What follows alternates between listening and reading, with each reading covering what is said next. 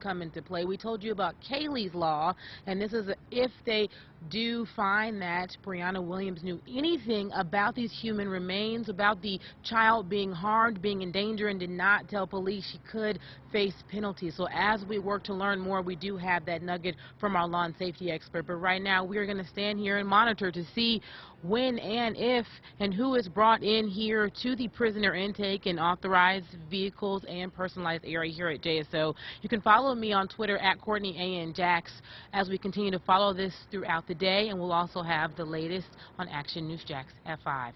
Back to you, Letitia.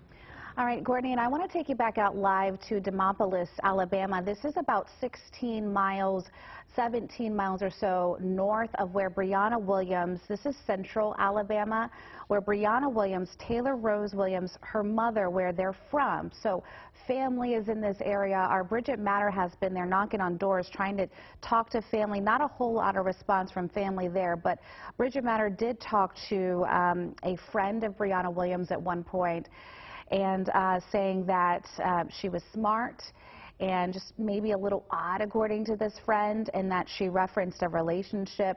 We've just been there trying to gather who exactly is Brianna Williams, because as we told you before, JSO has named her a person of interest in this case. She's a sailor at the Navy here, and last we heard she was still sort of working there and allowed to do so because no criminal charges as of right now. Person of interest. JSO has been wanting to talk to her, but that's the headquarters there. That's where this investigation has been centered, in Demopolis. We knew that JSO was headed that way and that they are there now.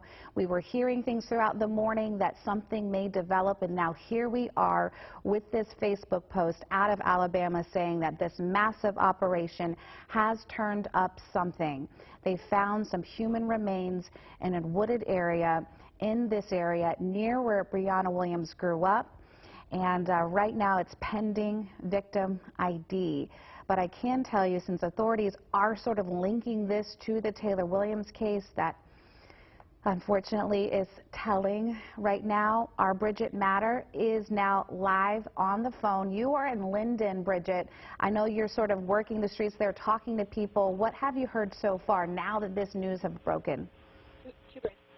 Letitia, we just spoke to an aunt of Brianna Williams, and it was a very emotional interview that we had with her. She lives in Linden, which is where Brianna Williams grew up, and she was very emotional. She said, we just want Taylor to come home. We want Brianna to cooperate with this investigation. And the road that what was just released from the Demopolis Police Department was that human remains were found in a wooded area between Linden and Demopolis. This investigation has been centered in Demopolis. That's where we've seen all of JSO working, and we have driven that road between Linden and Demopolis a few times. I just drove it now, and I'm going to be driving it again, going back up to the town of Demopolis. So it is very rural and it's wooded, and there are a few roads that are off of this main road. So we have been on the lookout for JSO to see if this is the road where they were investigating before, and now we know that human remains were found off of that road. So, you know, we've been trying to talk to family members for the past few days. We just linked up with one, and we did tell her about the remains that were found, and she was very upset. Obviously, right now we're still waiting for confirmation on if this is Taylor Williams. So I'm heading back up to Demopolis. We're hoping for a press conference today. We were told by multiple agencies that there would be one. We just haven't been given a set time yet. Letitia. And Bridget, just in your time being in this area, what's been the mood or the tone with the people there? I mean, the investigators are searching for a missing child. It's got to be a sort of somber tone in that area. Yeah, a lot of people are talking about it, and obviously it's such a small town. Both of these towns are very small. Demopolis is the largest town in this county, Marengo County, and it only has about a population of 7,500 or less than 8,000 people. So everyone knows each other, and everyone's talking about this because it's things here, you know, like this, an investigation of this magnitude, that doesn't happen often. And the consensus is everyone just wants this little girl to be brought back home. So, yeah, it's a somber mood, and it's something that everyone is talking about.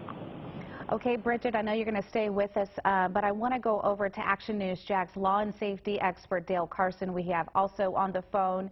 Dale, this is a major development in this case, and what I think that stands out here is that even though the victim ID is pending, they are linking these human remains to 5-year-old Taylor Williams. Well, and now they will have to go through the process of a very thorough crime scene search where the body has been found to determine if there's any physical evidence that can link a person to the death of the child. It may well be, as we explore this more fully, that it was an accidental death.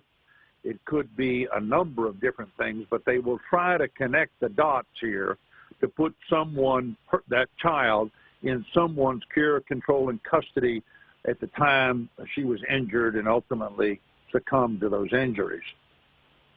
Dale, now this post is also saying that JSO will await confirmation as forensic tests are completed. About how long is this going to take? Now that we have this information, everyone wants to know, is this Taylor Williams? How long will that confirmation take here?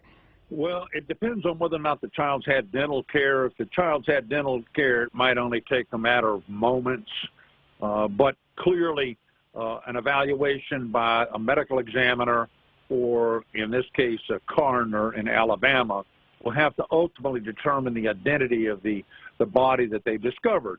But again, there are certain things that would tell us the answer to that question rather immediately. For example, the clothing that the child is wearing, things of that nature, if in fact it is a child. So you have that as well. Is it a child? Is it a black female? Is she about 5 years of age? Has she had dental care that matches dental work that she's had done either for the military during her, the fact that her mother was in the military, she would have had medical care. Has she ever broken a limb that can be identified in an x-ray? Those are the kind of things that are checked immediately.